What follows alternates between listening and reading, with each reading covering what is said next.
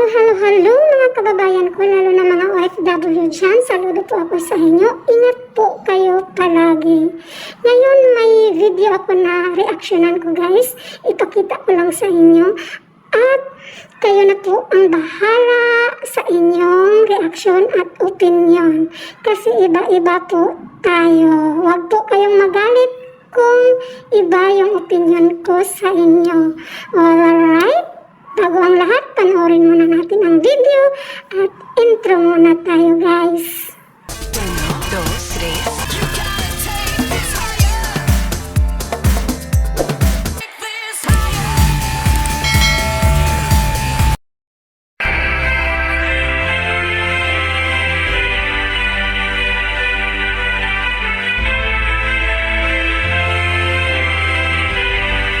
I am honored to introduce to you the Speaker of the 19th Congress of the Philippines, the Speaker of the People, the best Speaker of the Philippine Congress, Speaker Martin Romualdez!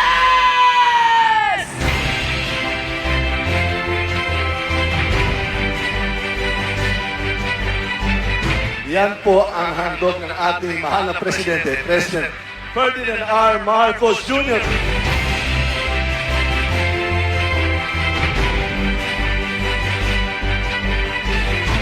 Pupuntahan natin yung Bawan para sa isang classroom building na 59 million.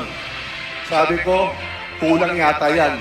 Gawin natin tatlong building para sa 8,000 estudyante dito. Yun po ang handog ng ating Kongreso para sa distrito. Hindi lang isa, 3 school building. Ako, si Martin Romualdez, bilang leader ng House of Representatives. Kasama ko dito ang liderato ng House at mga miyembro ng Quad. Handang-handa kami maglingkod, magsilbi, makinig sa mga hinay nyo sa Batangas. Mabuhay ang Bawan! Mabuhay ang Batangas! Mabuhay ang Sabayang Pilipinas! Namo salamat!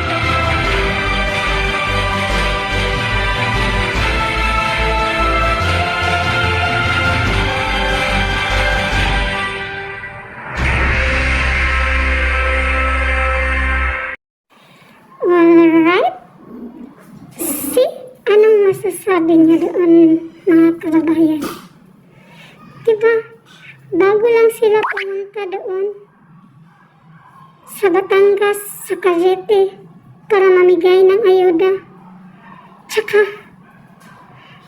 bago lang si Martin Romualdez nagpalabas ng kanyang mga kasinungalingan doon, mga paasa. Pero tignan nyo naman, di pa dumating ang isang buwan, na-fact-check agad sa kalikasan. Ay, mga buhaya kayo. Huwag kasi kayong magsinungaling. Kasi bawat pagsisinungaling nyo na sinasabi niyong mga salita na hindi naman nawala sa inyong puso at isip. Tignan nyo naman, mismo ang kalikasan na ang nag-fact check sa inyo. O ayan, mga kababayan, gusto nyo ba ganyan mga politiko? Mga ganyang politiko? Na puro paasa. Flood control nga, hindi nila nagawa-gawa, kaya tayo nagkaganito ngayon. Kaya ang daming namamatay, ang daming mga bahay na nasisira, ang daming mga lugar na binabaha ng dahil sa kakagagawa ng mga putang ipres na yan, mga jutang ginimos na yan, mga julul. Kayo naman, pauto-uto naman kayo. Yan, kung makasigaw si Luistro, parang mabuhay yung patay. Ano, Luistro? The best? Si Martin Romualdez sa inyo, the best. Pero sa amin, salot. Salot yan, salot kayo. Kayong lahat, salot. Salot kayo ng bansa. Kayo ang tunay na disaster ng bansa. Yang si Bagyong Christine, natural yan na disaster. Pero kayong mga buwakang buhaya kayo ang tunay na disaster ng bansa. Kaya sana lumayas kayo, doon kayo maghasik sa impyerno ng mga kasinungalingan ninyong mga demonyo kayo. Sobra nakakagalit na yung mga ginagawa ninyo. Yung mga, kung sa Bisaya pa, mga tikalon, mga buton mo. Napakasinungaling ninyo. Makabuhi mong patay. Yung patay, mabubuhay. Diyan sa mga sinasabi niyo. Kaya, kayo mga taga Batangas, mga taga Cavite, at kung saan-saan mang lugar, yan nag-promise yung buhaya, King of Crooks na yan, huwag niyong paniwalaan yan. Kung kayo naniniwala, utok-utok na talaga kayo, mga julul, mga ewan, katangahan na lang talaga na maniniwala dyan sa buhayang yan. Yung mga crooks yan na nakapalibot sa kanya, mga chutang chinimas ng mga ipo, dipukol, diputres. Kayo ang dahilan ng mga buhaya kayo kung bakit nagkaganito ang bansa. Nagkawat. Every time may ulan, malakas ang ulan, may binaha na lugar. Kung sana yung flood control na 1.4 billion everyday na budget ginamit niyo sa tamang paraan, di sana magkaganito. Nung panahon ni Duterte, sige nga, sino nakakaranas ng baha na every time mag-ulan may binaha, lagpas lagpas ulo, and wash out pati bahay? Kasi, ngayon, yung Pangulo natin, nagplano, during na nakalandfall na yung bagyo. Julul. May binaha na yung sa inyo. And sila, andun pa, nag-conference. Julul. Tapos sabihin, saka na, pahupain ang bagyo. Di, jutay-jutay nandun. Mga julul. Kaya yung mga alipuris ni BBS, same sila ng pag-iisip. Kulang-kulang. Trililing din. Alam niyo mga kababayan, kung gumising na kayo, kasi alam niyo kayo ang kawawa. Tignan niyo. Anong ginawa nila dyan? Kababago lang yung nagkaling dyan, di ba?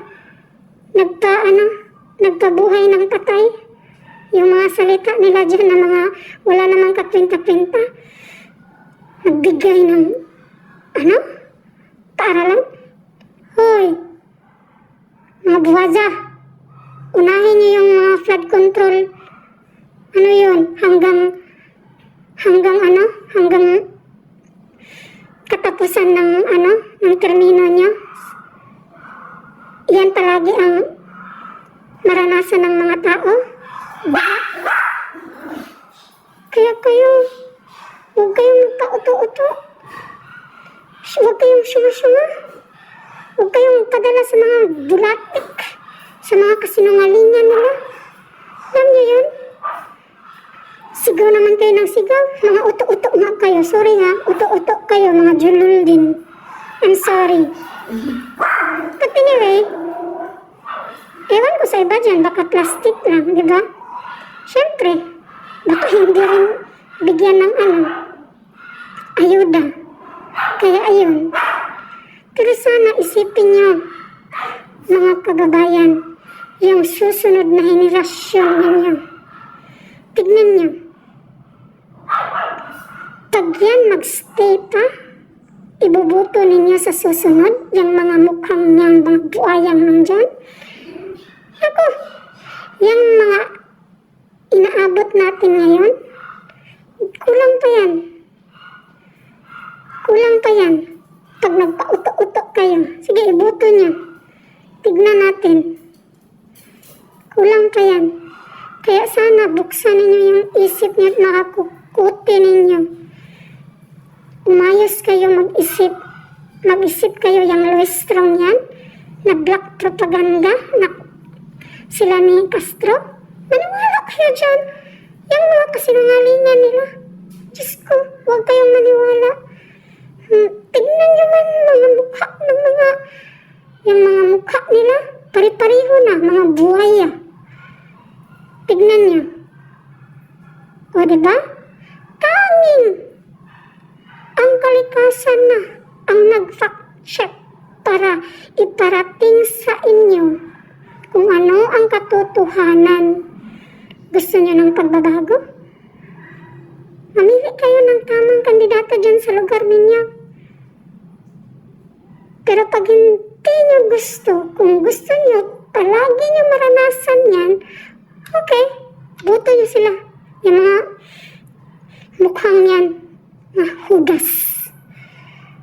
Kayo mga dun nga kayo sa jimper na maghasik ng lagim. Kayo talaga mga tunay na disaster ng bansa. Kayo ang mga tunay na disaster ng bansa. Hindi yung bagyong Christine. Natural disaster. Kayo? Ang real na disaster. Kakapal nyo rin, no? Lalo ka na, Martin. Ako, Bicol. Sa inyo ba yan? Yung mga ayuda ninyo? Talaga lang, ha? May patrepulin pa talaga. Gaaksaya lang kayo ng pera. Paano yan? Bago ayuda, trepulin mo na. Martin Romualdez, Zaldico, ako, Bicol. Kayo mga taga Bicol, Cavite, Batangas, at kung saan pang lugar na napuntahan ng mga hinayupak na to, na nagpautot ng mga kasinungalingang mga salita. Huwag kayong mga uto-uto. Bubo na lang ang maniniwala sa mga jutang chinimas na yan, mga politikong buhaya na yan. Tandaan nyo, nakakagalit na kayo mga politiko na mga ganyan. Iilan na lang yung totoo na nagmamahal sa bayan, sa taong bayan, sa Pilipinas. Kayo, mas lalo kayong nagpapayaman. Ayan, lalo ka na Zaldico. May nag-ano sa taga Bicol, may ka daw doon, quarry. Kaya siguro binaha kayo. Tapos, paano pa yung mo? Kapatid mo? Takbo-takbo pa? Naku, huling mga Bicol, mga taga Bicol, Batangas, Cavite. Nasa sa inyo yan.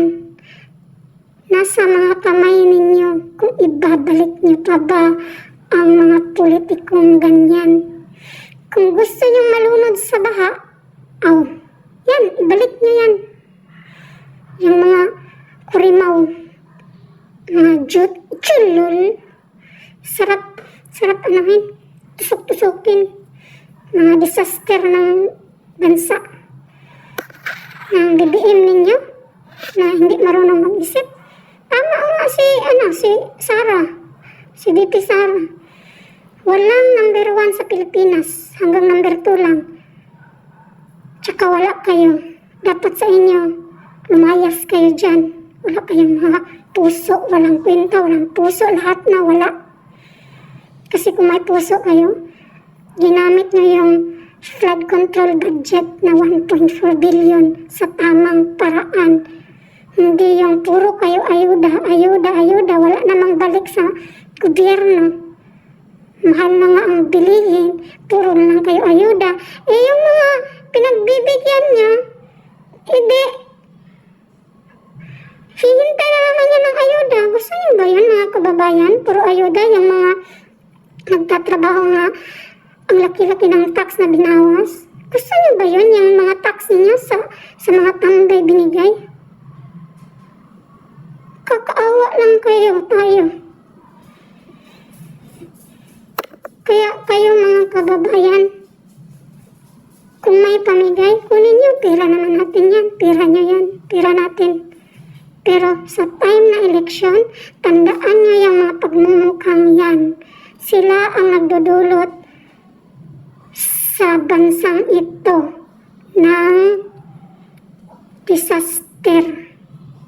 Tignan nyo naman, dati binaha ba kayo ng ganyan?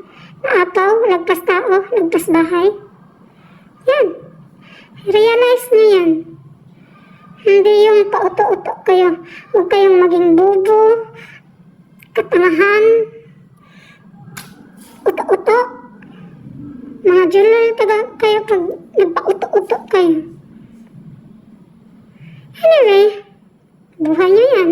Nasa sa inyo din yan. Kasi nasa kamay nyo lang ang pag-asa sa inyong lugar, sa ating bansa. Tapos na ako kay BBM, ang dami ko nang nakaaway dyan dati na mga dilawan. Pero ngayon, anong ginawa niya? Dilawan din pala ang julol na yun. Gusto ko kayong galangin, pero kayo, di naman kayo talaga kagalang-galang mga yutang ginimas kayo ng mga politiko, ng mga walang kwenta. Puro kayo pasakit sa bansa. Talagang kayo ang tunay na disaster ng bansa. Kaya, kayo nasa sa inyo yan, guys. Boto nyo sila kung gusto nyo bumaha ng bumaha. Grabe. Okay, alright. Yan lang, guys. Yan lang, mga kababayan. Ang opinion ko, reaction ko. Nasa inyo yan kung maniwala kayo sa akin. Kasi iba-iba po tayo. Huwag kayong magalit kung yung mga politiko na gusto niyo pinupuna ko. Kasi kapuna-puna naman talaga. Alangan naman, pabayaan natin, itolerate natin. Tignan nyo yan si BBM, di ba? Pinatolerate sa mga alipuris niya na nangyari ngayon. Ni hindi nga niya alam ang gagawin. Talaga lang ha, maghiram pa ng mga sa Mindanao. Panghiram ka doon. Diyos ko, kung sana yung mga budget ginamit niya sa tama, walang hiya talaga kayo, no? Alright, mga kababayan, paki-support na lang sa channel ko, paki-subscribe, like and share, and salamat, maraming salamat sa panonood. Bye-bye!